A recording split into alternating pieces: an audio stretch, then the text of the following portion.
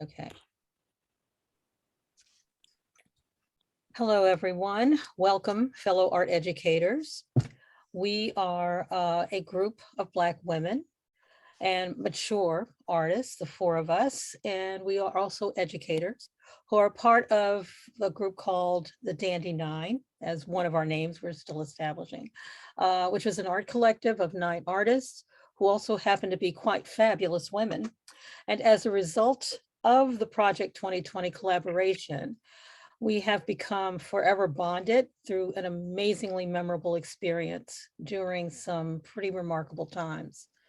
Project 2020 was quite transformative, I feel, for all of us, working on original art books where we each created one of our own and with its own bearing and perspectival view.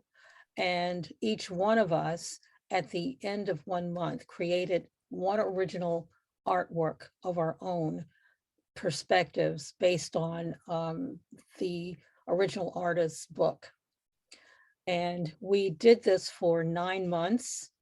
And at the end of every month, we would rotate the books so that we would get another artist's book. And at the end, we had our own book back again with a collection of 9 incredible original artworks by each of the women in the group.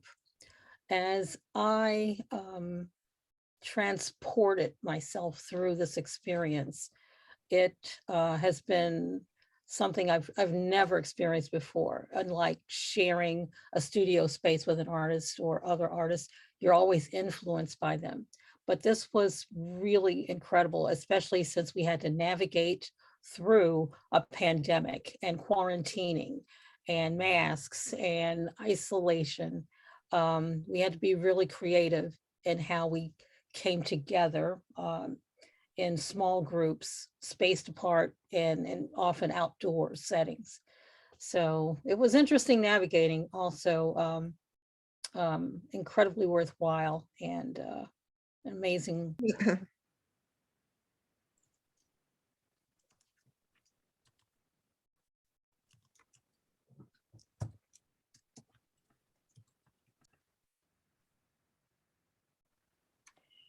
Okay, my name is Adjoa Burrows, and I'm a mixed media artist, author, and educator. I teach K through 4 at a private school in Virginia.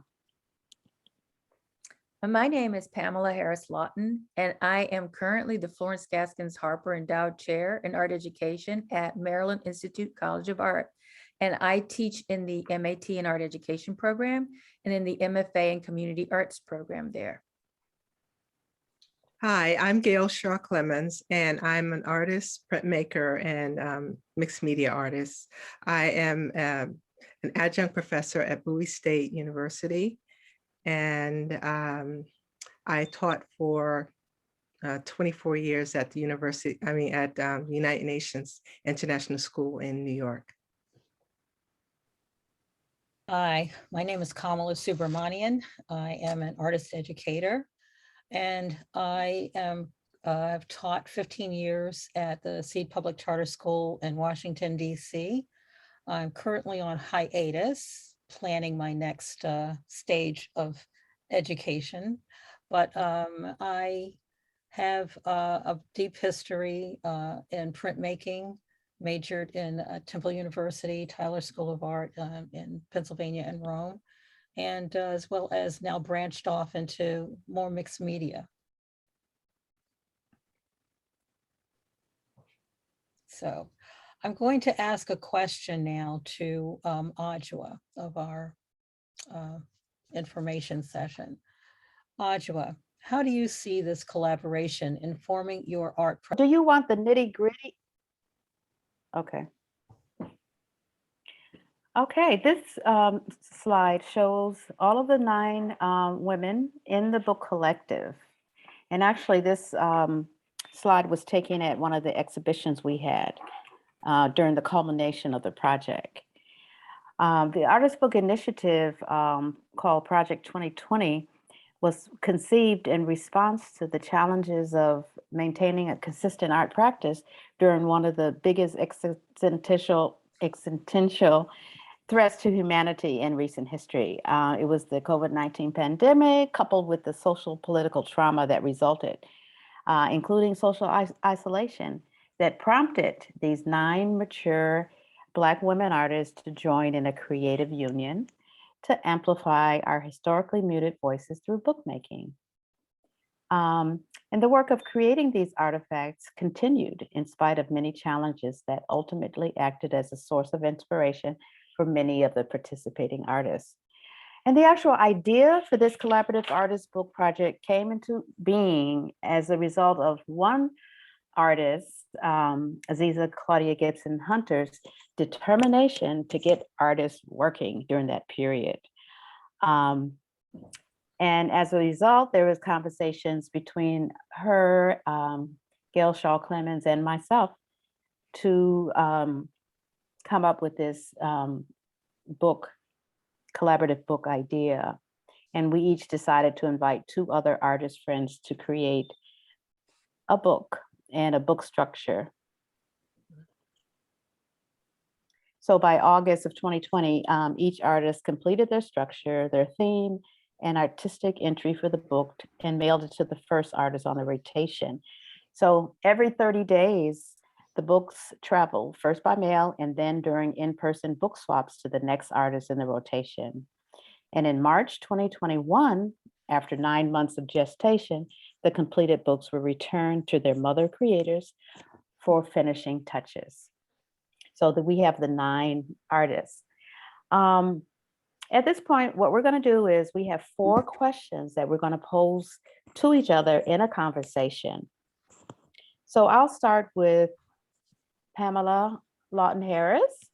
The first question is, how do you see this collaboration informing your art practice, your teaching, and your research? Well, in terms of my art practice, I'm primarily a printmaker, and printmakers often work in group studio situations, sharing ideas as they share the press. As I now have a studio in my home, and with the pandemic, I've been working in isolation, not something I'm used to or thrive in. And being a part of this collective challenged me as an artist to work in ways by responding to someone else's theme and with materials that I might not normally work with. As a result, my practice has expanded, and I have learned a lot from these amazing artists, all working in different ways. And I believe this has transferred to my teaching practice as well. For example, I'm pairing up students in the cohort group that I'm working with to collaborate on developing and executing a public art project.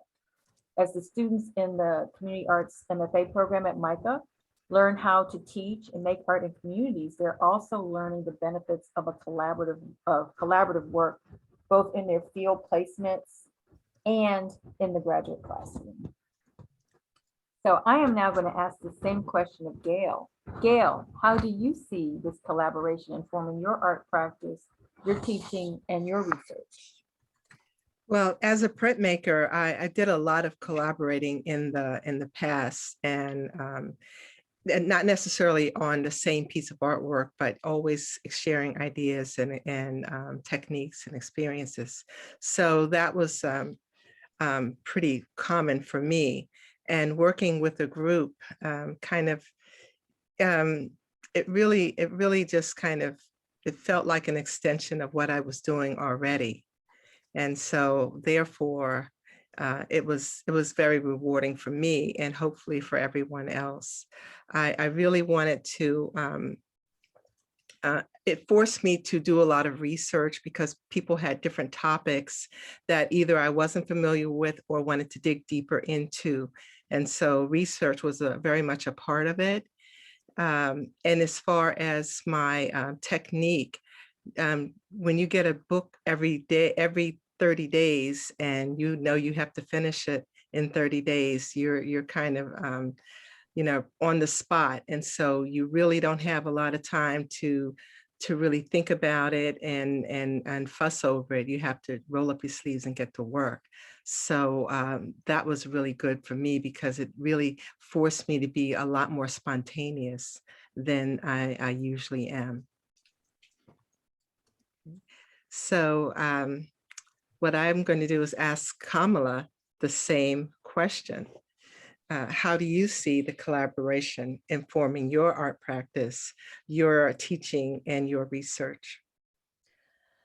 Well, the collaboration was an amazingly beautiful experience for me. And it so happens that through the willing and effortless sharing of ideas, techniques, and styles that begets not just learning about special perspectives and techniques, it created a lasting bond. My style began to include a little something from literally each of the 9 ladies within the group. So some totally surprising, some familiar with, but you know, when you see it in someone else's eyes and the way they've presented it, it's like a whole new experience. And usually you get that when you're working in a space with another person, like a studio, or even in my art room. You know, I learned so much. It's a symbiotic effect when you're working with students, because there's so much you learn from your students and take with you, and vice versa, including the research that I saw each of my colleagues doing, and realizing, oh, wow, and understanding how they dug into something that I would never have considered before. And I'm like, oh, this is something I can really, you know, take to my students and share with them. It was that shared experience. And as someone's also pointed out, within the isolation, you can go more in depth with that and really examine things so much differently. And of course, sometimes we would, you know, call and talk to each other. What did you mean by this? So we were still contacting one another. And through our Zoom meetings once a month, it was quite an awakening, quite an awakening. Now I'm going to ask the question of Ajwa. Ajwa, how do you see this collaboration informing your art practice, your teaching, and your research?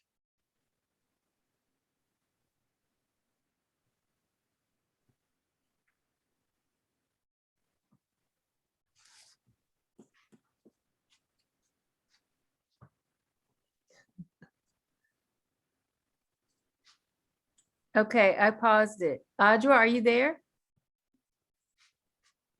Okay, you know, it's awkward to for us to like wind through all the different pictures, don't you Well, think? do you want me to just, I was trying to think, should I have the person talking on or? We couldn't hear you, Ajwa. I'm sorry, I muted after, yeah. See, I'm not able to do all that. I can't do but so much. Yeah, I So what do you know, want me I to do? know. Do you want me to just go? Hmm. What do you all want me to do? Just not go through the slides? Because it was going to be on a loop. Oh, Yes, was it on a yeah, loop before? anyway. I mean, was it It's on going a to be loop on a now? loop when we're in person. Okay. Yeah. Okay, yeah, just leave it as on a loop. Okay, Yeah. so I have it on you right now. But it's not on a loop. I have to put it on that. So right Oh, I now see. I'm advancing them. Mhm. Okay, that's fine. Mm-hmm. Okay, so hold on, let me go back to, and then I thought it'd be good to have the what do you call it? Oh, wait a minute. Mhm. I wouldn't mute right at this point because it kind of, Yeah, it's too we don't know chancy. what. I'm a mixed media artist, and printmaking is one of my mediums. I create monotypes and other times transform my prints by tearing, cutting, and folding them to add a three-dimensional quality.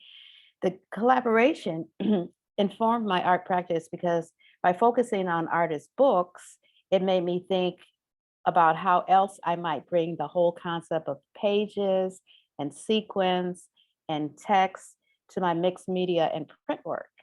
It also made me think more about story and how important it is to create these narratives about Black women, because that's a lot of what we were doing, who we are and how we exist in this world. the theme of my book was names for name's sake. And I was thinking about like naming conventions in African American communities, naming conventions in my family, and then the whole say your name that came out of the protests of 2020 with Breonna Taylor and George Floyd and so many others. It was really important. I did a lot of collaborative work in my teaching in the past. I kind of came out of a community-based teaching practice, working with teens and community members. But now that I'm teaching primarily in lower school, it really pushed me to think more about like, how can I work more collaboratively with my students, and how can I give them more opportunities to work together on projects, be it artist books or other projects. And as far as the research, that was really important as a result of the collaboration and with the encouragement of Pamela. I wrote and got published a visual essay that dealt with transformative learning through bookmaking in our collective.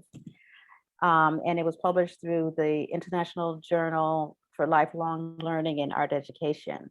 And that article explored transformative learning as a framework as it related to our collaborative. So in all those three ways, the collaboration really informed me as an artist, educator, and researcher.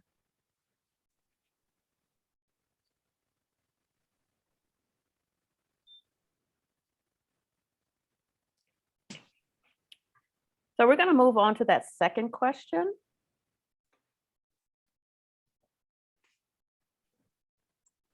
What are some effective ways in which you have achieved balance among your roles as artist, teacher, and researcher? And I will address that to Pamela. Well, I think I have always viewed my practice holistically. So in other words, what I do as an artist influences what I do in curriculum as a teacher. And then that also encompasses what I do as a researcher, for example. So to give you an example, I'm primarily a printmaker and book artist. And in my own teaching, I have done things like, for example, I created a course called Printmaking for Art Educators. And in that course, I taught students a variety, and these were for students who are pre-service art teachers. I taught them a variety of printmaking processes that were non-toxic. And the last process that we did was actually a woodcut. And so I asked them what they wanted to do. And they said, oh, we want to make exquisite corpses. So I said, okay, well, usually I don't work with the students while they're working. But for this last project, we decided to do a communal piece of exquisite corpses. So we had just enough people in the class for us to make 4 different corpses. And there were 3 of us working on each one. And it was a lot of fun because not only did they learn about printmaking processes, which are important to me, and I had the opportunity to teach it, but we then had an opportunity to collaborate with a former student who was teaching an intro to printmaking course at another university. And so we did a portfolio exchange based on the theme of cycles. So the students could then see how they could maybe do something like that with their own students, different classes, or in their own art practice with other friends. And then the upshot of it was one of the students in the class wanted to write an article about what we were doing. So we thought about the research behind all this and how printmakers often work collaboratively. And that's something that we want teachers to be able to do. And so we wound up writing and publishing an article about the collaborative nature of printmaking.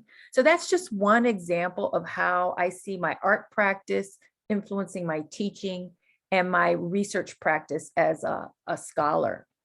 So I'm now going to ask this same question of Gail.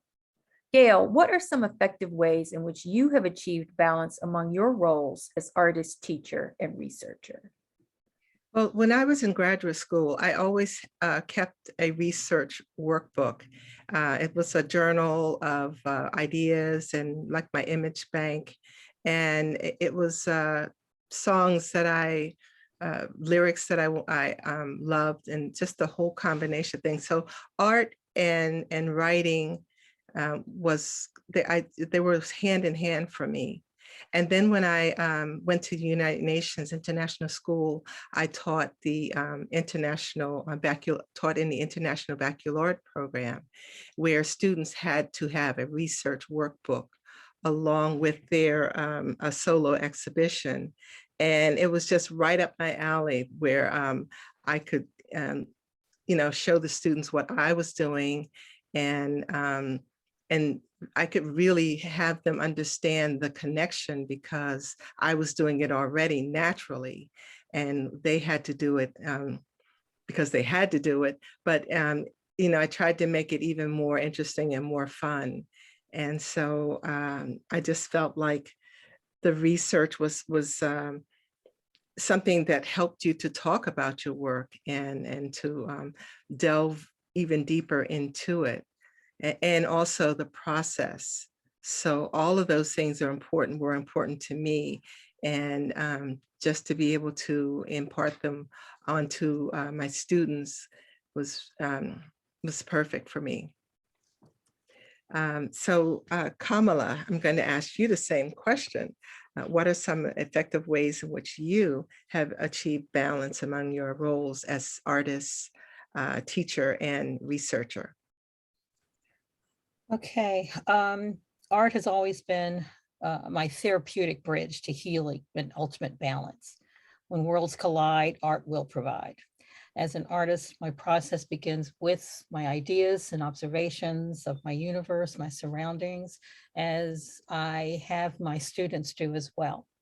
For a social commentary piece, which is can become both individual or like as a group project, which I saw our project 2020, as social commentary on the times, and achieving how to put your point of view within someone else's idea of what their book was about, was an integral part of balancing ideas and framework and incorporating their perspective with yours, so that they coincided well for that person's cohesion, book to be cohesive. I would, and as a printmaker, I normally used to work in a shared space. As a mother, I found myself working more at home and in my classroom, where my work was then influenced just as much from my students as some of my other colleagues, including how to research ideas and to go further in depth about topics for the artwork. With the internet, of course, which was just second nature when we were Zooming one another and working apart together. There's a plethora of resources and ideas for researching. So whether in the classroom or Zooming, we're not wanting for materials or resources. Meeting with these women during that pandemic really emphasized this all for me. And back to you, Adjoa. What are some effective ways in which you have achieved balance among your roles as artist, teacher, and researcher? Well, for me, everything is pretty much fueled by my role as an artist first and foremost, because I'm so strongly motivated by this desire to create. It's really what my soul requires.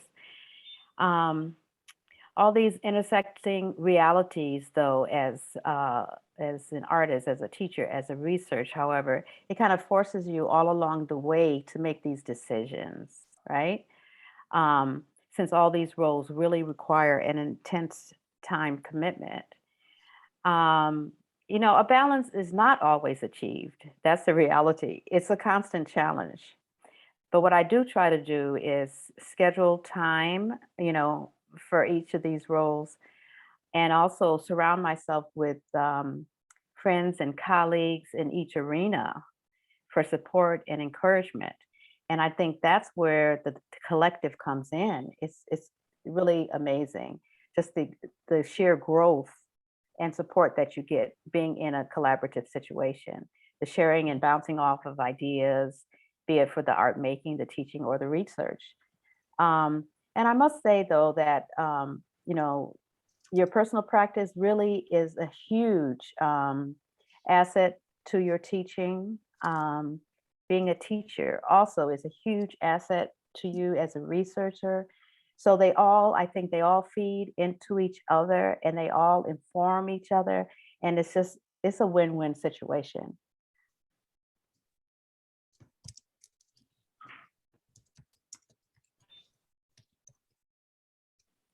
Okay, did everybody answer that second question, right? Yeah. Mhm. Yes. All right, so then we have a third. In what ways did participating in the collaborative transform your thinking, your ways of making, and your teaching? Pam? Well, let's see. I have to say, as a mature artist and educator with like 30 plus years of experience, one can begin to feel like they know quite a bit. And that's true.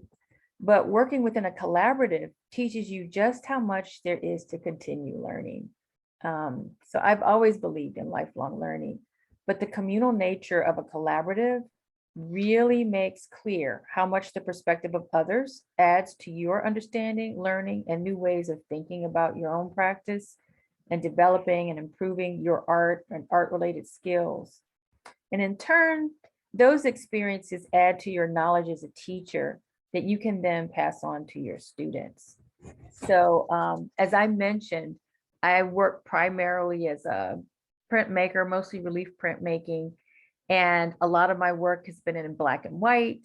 And so working with other artists in this collaborative who were, for example, painters or more mixed media, using lots of color or using textile, was a good way to push me, into getting outside of my little comfort zone with the media and materials that I use. So I am going to ask the same question of Gail. In what ways did participating in the collaborative transform your thinking, ways of making and teaching? Okay, well, I learned a lot about each of the women in the group. I actually knew everyone in the group.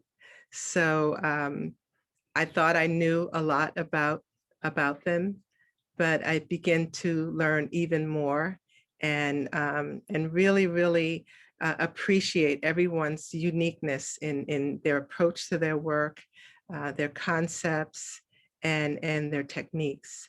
And so I just felt really good to be a part of the group. And the nice thing about the books is that everyone is so unique, and that their signature is all over their work. In each book, you can tell who did what. And that was really exciting. In terms of teaching, translating that into teaching, it really makes me want to do more things with groups as opposed to individual artwork. We find ourselves students working alone and working on a particular project, but I think it is more important to push them to work together and to brainstorm and come up with something that belongs to both of them as opposed to just one. So the ways of making for me was always a challenge, because I felt really on the spot, and I really didn't want to let anyone down. So I had to really put my best foot forward and just push myself harder than I've ever pushed myself before, because when I'm doing my work, it's on my own time. But with the 30 days that we had to work with, it was, if you were late, then you made someone else late. And then it would just be, a domino effect. So it was very important that you, did things in a timely manner and move it on to the next person. So Kamala, I'm going to ask you the same question. In what ways did participating in the collaborative transform your thinking, ways of making and teaching? I basically felt that the most transformative part of the collaboration was how much the other artists' ideas and perspectives influenced me. I may have mentioned this before, but I knew I would benefit from their techniques that I had not yet used, but I did not consider their perspectives and translating their ideas to influence me as much as it did. I rethought several things and being able to ask questions of others, either well, mostly during the Zoom sessions and all, but also during the sessions when we could manage to get together. It was quite essential. I know when I have students in the past, we're collaboratively getting them to question themselves and one another throughout the process, taking that information and combining it into a piece that shows everyone's strengths is incredibly important. Now with the magic of Zoom, they can really collaborate in even further, like on their own, or even if it's FaceTiming, to get something more in depth about someone's idea that they wanted to point out and didn't get at another point. I think all of this through this pandemic is showing us how to meet on other levels within the classroom or outside of the classroom. The limitations that we had within the group for our once a month exchanges was really helpful to me because I have a hard time cutting things off and editing. And it forced me to work better and more deliberate and faster. So yeah, it was a great asset. And Ajwa, in what ways did participating in the collaborative transform your thinking, ways of making and teaching? Well, it transformed my way of making in the sense that I considered like some techniques that I hadn't used before. Just witnessing the way many of the artists approached, their theme, their topic, their materials was really enlightening. And I think all of us were kind of forced to get out of our comfort zone and try new things. And it was transformational in the way that the way we actually approached like the book making. It was similar to this call and response. Actually, I think it was a call and response because each artist had their theme and you had to respond to that in your medium of choice. It was quite interesting. Each artist, approach was really unique. And each time we were challenged. And I just remember receiving in the mail, like the next book in the rotation and just being delighted, but scared at the same time, because we would witness what the subsequent artists did. So it was a lot of challenges, but great challenges. It kind of transformed my thinking too, because we were faced with a lot of obstacles. As you, I'm sure, can imagine, there were delayed and lost packages, there was restrictions on in-person gatherings, and just ordinary fatigue, right? Were some of those barriers.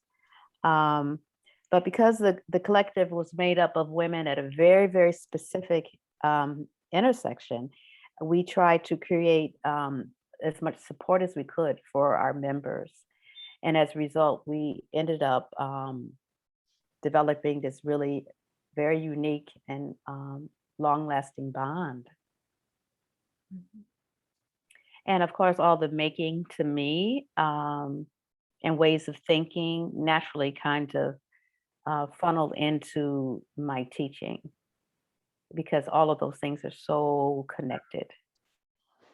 And it made me think more about how I could support my students more and encourage.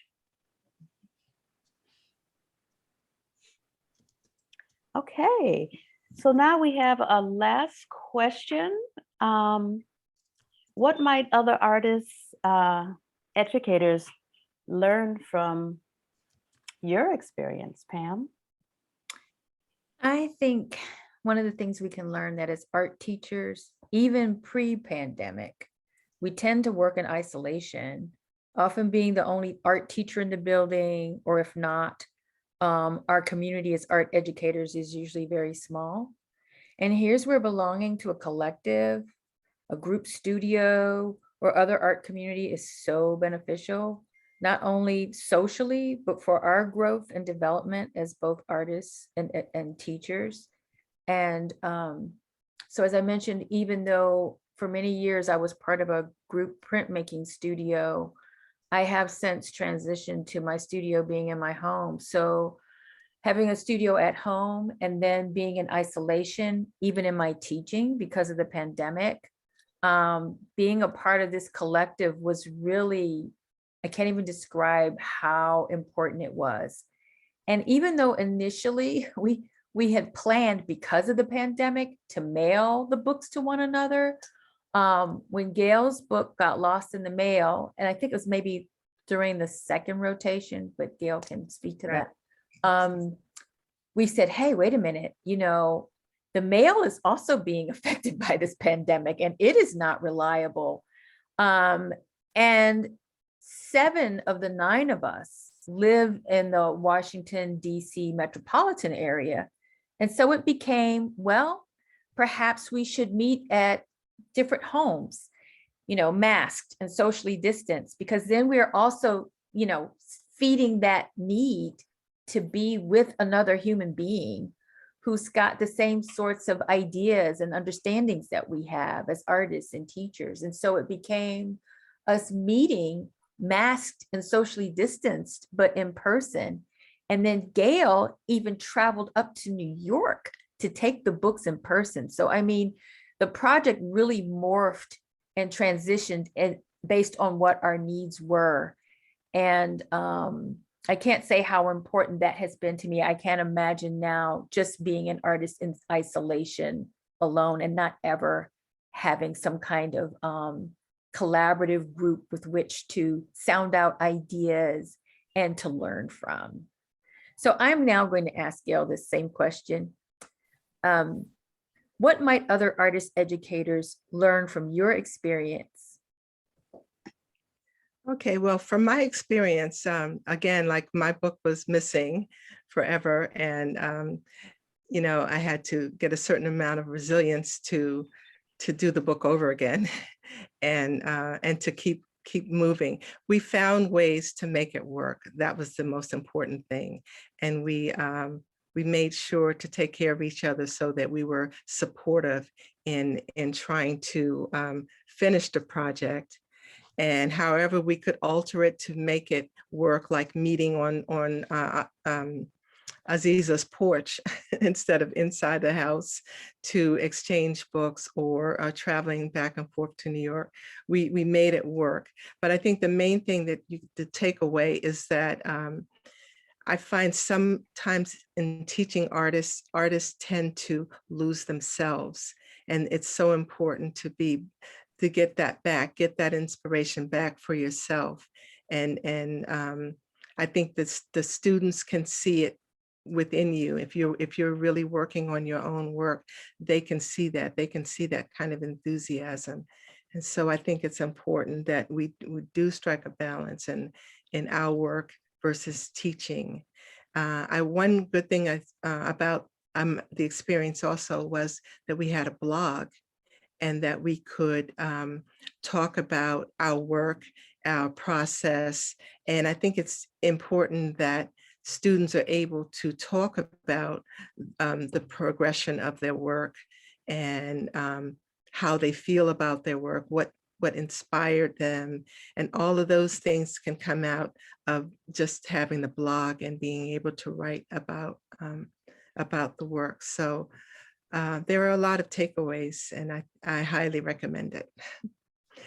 Okay, so Kamala, I'm going to ask you the same question. What might other artists, educators learn from your experiences? Of course, learning is such an individual process, but I do feel that you cannot thoroughly understand the experience without experience it for yourselves. And in this fashion, a great collaborative project for your students, understanding what best works for them, of course, as a group and even as a culture. Understanding how trust can build among teams of students collaborating, even if it's a group or even if it's two at a time. But whether they share the research aspect, break apart the jobs within the project, and the intimacy that occurs as a result of depending upon one another, that trust and watching them grow as a result. I would end each project that I had with my students with a summary of what they learned, not just from themselves, but from one another. Reflection, of course, as every educator knows, is essential. I definitely had a lot of reflecting to do about our project and its process. Sometimes the work that I viewed of my colleagues was a bit intimidating when I would get a new book, and of course, challenging to come up with something that complemented their work within the context that the original artist of the book, owner of the book, would flow as the owner would want, yet still lending your own style and perspective to the completed book.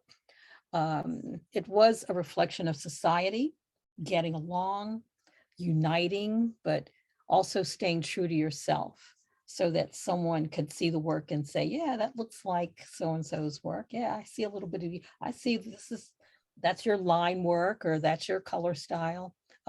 It's exciting, and it's very fulfilling and gratifying for myself as an artist. And I know I've seen that through my students as well. It helps them to gain confidence. And something like that is great to pass on to your students as life is. And Adjoa, what might other artists, educators learn from your experience? Well, I think one thing is that in times of trouble, we can lean on each other and in turn create in spite of whatever challenges that we face. To be determined and just, follow, your path, right? Because the teaching and learning that took place was just amazing in this collective. We all lent our life experiences to the process. The critical reflection that Kamala was talking about, reflective discourse, and the actual act of creating these amazing books. It was so significant. I think it's important that you find your community. Look for organizations in your community. If you're a printmaker, a printmaking organization, or if you're a painter, regardless of what your medium is, even finding, artists, educator connections is important, and kind of stick with that. It's so big, a group that supports and cares for each other and celebrates each other's wins, are there through all the challenges, that share the passion and love for art, and understand, the power that art can hold and the power of community. It's so critical.